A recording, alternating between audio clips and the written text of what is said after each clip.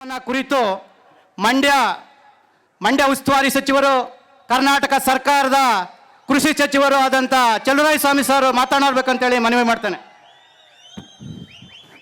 ಈ ಒಂದು